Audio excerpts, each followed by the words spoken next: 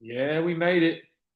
Uh, Unexpected time at home today, so we're going to launch in to some NSL content. I know we all need it. We're so close to the eve of the season beginning. I'm not sure when our free agency day is, but once the NBA rolls around, it's not far away. So, yep, it's JMac. It's not a Portland focus today. It's another focus on the league. This is piggybacking off of Nen Jarvin's article. I thought I'd put some graphics together and make a horrible um, paint version of the NSL logo. But take a look at free agency because upon review, there's some really, really useful free agents that are going to swing the fortunes and the final standing position for a lot of teams. So it's into three categories. There is the above MLE, which there's not much to choose from, and there's not many teams that have that money to spend regardless. We've got the MLE money, so every team has an ability to access that. Obviously, there's a few more restrictions in place with the aprons now and the ramifications from using your MLE. So maybe we won't see as many splashes. You can also use the MLE as a trade exception during the season. Maybe we'll start seeing that used um, this season going forward as a tool to build your team. So here we are, the NSL free agency tracker. Let's just say we're a month away from NSL action. So let's say 3 weeks away from free agency. So not long. Need to do your homework. So uh, I just love using the graphics now. It seems so amateurish to not have some accompanying slides now. So I try and put in the effort to put some graphics together because I think it makes your watch or listen more enjoyable. So here we go. The above MLE section, there's probably only 20 players. I think 10 of which will be unsigned. The Fred Van Vliets, Duncan Robinson, Terrence Mann, who all make way too much money for what they can offer, um, at least this year for Fred Van Vliet. So I think a lot of those guys, I reckon maybe eight, go unsigned. There are players like Harden, Wagner, Naz Reid, Kyrie, Julius Randle. They're just formalities. No one can really take them from the teams who have the rights. They have the ability to go above the cap without using exceptions. So I don't expect any fireworks there. So it didn't leave much. So in that big spender category, we have two really useful 2K point guards. I've actually made a mistake because Alexander Walker is actually three position eligible. So that is a big deal. Like a three position guard who's big enough to be a wing on a 4 year deal. I think there might be a player option or a team option at the end at 15 mil. So I know there's not many teams with cap space. I think he's probably the target. Um, I think he's the best pick out of the guys who either aren't locks to go back to their teams or guys you don't want. So I think the Cavs renounced Alexander Walker from their team last year because they couldn't afford this deal, but someone will. So I think Alexander Walker is the best prize from that above the MLE section, and then the second prize is Dennis Schrader, who just keeps on keeping on. He's an international basketball legend. I'd imagine he's rated around 80 in 2K. Very quick, very crafty. A guy you could genuinely start as your point guard. So if you've got a superstar team, um, this is the kind of guy that puts you over the top if you've got most of your other pieces in place. Yeah, both of them on multiple years, so there's value, there's security there. Sorry, Schrader just a fraction above the full MLE, I believe, which is why he sits in the above MLE category. So you've got my two guys who I think are the best picks for oops for value in in free agency. Sorry, I've lost the Zoom page. Hold on a moment. There we go. All right, go back into slideshow. Yeah, my two guys who I think are the best finds in the above MLE section are Alexander Walker, and don't get it twisted, three positions. I just checked. He is three position eligible. That is a big deal. And Dennis Schrader, who's just really vetted out good all around point guards. So, where are they going to end up? Do teams even have the cap space? I'm guessing Warriors do. Let me take a look. Quick glance. Teams. There we go. Teams, salaries. God, it's good. What a great website. Teams, salaries, guaranteed. So, Toronto, and I think they've got a bit spoken for with incoming trades and guys they need to re-sign anyway. So maybe not. Uh, Cleveland, I would say no. Milwaukee, no. Maybe Dallas have some cap space. Maybe Dallas could be a player, or Memphis. Golden State, absolutely. Detroit probably could grab one of these guys. I know Detroit waived Schrader, or did they? Maybe he's actually. Let me just check his roster. Did he waive Schrader?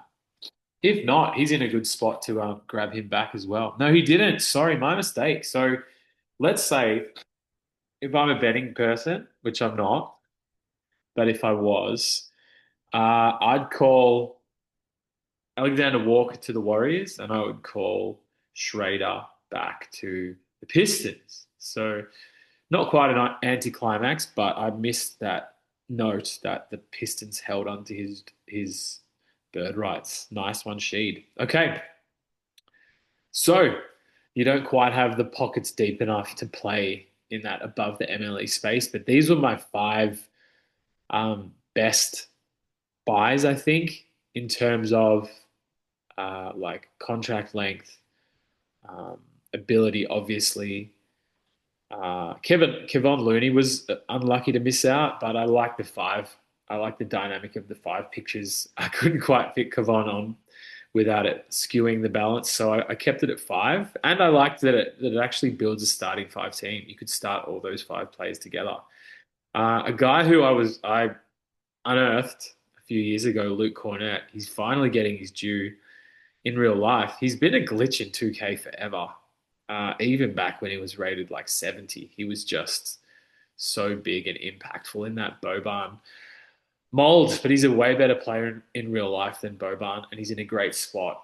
And I know the Spurs have told everyone that, yep, he's coming back. He's coming back. We're putting 99 on him. But free agency has never been more diabolical. So if you need a C and you've got MLE space, that full MLE, you've got um, 99 GMs, and you need a center, like he would be the best one. And then Looney, a close second. Like Looney's a really handy 2K guy, and I think he's on a 2 year, $8 million deal as well. I know Bucks have his bird rights, Spurs have Cornet's bird rights, but there's no re-sign bonus for either of those guys. So two really impactful 2KCs. Um, in that MLE range. And Cornet had an asterisk because his deal has some options in there and some non-guarantees, I think. Same as DFS. So Dorian Finney-Smith. The Rockets just had such good, their finances are in such good shape that they just started signing all these players that they didn't really even need, just to grab the asset, use it for trades, use it for depth, whatever it is. Really clever and pretty amazing they could pull it off. They did the same with Capella. Like he's their third string center. Amazing effort in real life from Houston. But you got DFS. He is 3-and-D wing, strong, great agility. As I said, the calling cards defense and hitting those corner threes, very limited outside of that. But if you're a really good team and he's your fourth or fifth starter, like that's absolutely perfect. So he's got 4 years as well with some options thrown in as well, but also good value. Uh, Karis LeVert, shooting guard, small forward. He gets a bit of a bad rap for being a bit of a maybe a pig, and not a player that doesn't use his IQ or doesn't have the greatest basketball IQ. But if you look at the things he can do, three-level scorer, playmaker, good size, good athlete. I enjoyed him when I had him on my team last season. He has 2 years guaranteed starting at that full MLE money, and he might be starting in Detroit um, in real life. So Karis Levert, sorry, another option for that full MLE and a guy you could easily start at your shooting guard and gives you size, gives you a secondary playmaker, secondary or third scorer, something like that. And as I can said, he can hit threes. Al Horford, old man Al, still around, coveted power forward C. He's pretty small for a C, but you can stretch the floor with him at the five. That's We're now into that section of the MLE. Like this is the contender's dream. Those teams right at the edge, not only of the financial limitations, but also right on the cusp of winning a title. He's just perfect dad. Um, Plays defense, makes the right plays. That's his whole career. Putting in effort, making smart basketball plays, can now hit threes, passes. Yeah, awesome supporting role player. So 2 year deal, player option, starting at 5.7 mil. And the next guy who I think is the jewel, potentially a free A, D'Angelo Russell. So 2 year deal, same as Al, with an option in the second year and starting at that taxpayer MLE money, I think it is. So they're like the cheapest MLE, so everyone can afford Russell, so to speak. And he'll be starting for the Mavs in real life for most of the season, if not all the season, if Kyrie doesn't return. Um, so yeah, really clever playmaker, like a floor general in terms of setting guys up. Pretty weak on defense, but quick, really crafty scorer, really good shooter. So can play that supplementary role, and is decent size. Can play some shooting guard as well, and you can see position eligible as well. So I'll give you a minute just to look at that. That's the starting five, I suppose, for that MLE money range.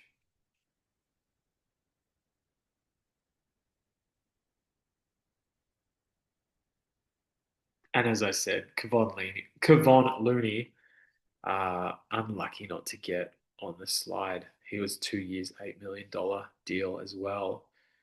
So all these guys will get signed. I've no doubt about that. Uh, I think Cornet gets big points. I think he's the best center available in free agency. Big points. Maybe one big bidder for Levert. Same with DFS. Al Horford will get multiple bidders. Same with D'Angelo Russell. Okay, so now we move to the probably the best value players in free agency. When those vets they come down from their prime and they just want to stick in the league and stay in good situations. They sign really cheap deals. They don't need to make money anymore. Um, they don't need security so much, so they stick. They stick. They find good situations. At least Chris Paul does. Russ kind of just sticks wherever. But talk about the prize in free agency. It would be minimum contract Russell Westbrook, and we'll start there. With the 2K superstar DNA still in his coding, I have no doubt he could still dominate 2K if he's in that starting role. Because he is a bit destructive in terms of usage and decision making sometimes. Perhaps he's best suited for sixth man, but I had him on my team and he was still last year and he was still putting up like like Westbrook light numbers. I think he was still scoring around 20 points a game. Dimes, even though he gets knocked for defense because of his IQ, he's still super athletic and super fast. And that allows him to be a really good defender. Jumps, shooting guard size.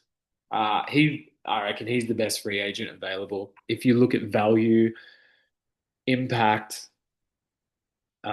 what is going to cost you, like a veteran's minimum. Incredible, incredible value. And yeah, I think whoever gets him, if it's a contender, that's the move that really pushes you over the top. When you can thread in him as a sixth man or him as the fifth best starter, like your team suddenly becomes stacked. It really takes a good team on paper to a great team.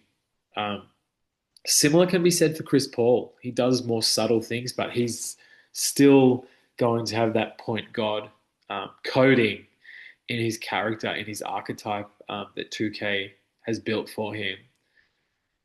Yeah, what an incredible guy to have. As I said, same as Russ, a fifth starter, a sixth man, an insurance policy, all for a few $1 million. Incredible. I'm a bit jealous that I'm not uh, contending in a position to try and grab one of these guys because they really are NBA and 2K royalty. And what could be their last season, some team's going to get to utilize them during what's probably a farewell season, but they're still like that 80 plus 80 rated probably in 2K, and they'll play even higher than that. So two guys have to get multiple 99 bids. If I'm a contender, yeah, I'm keeping the powder dry. I'm selling some seconds to try and nab these guys. Really elite role players.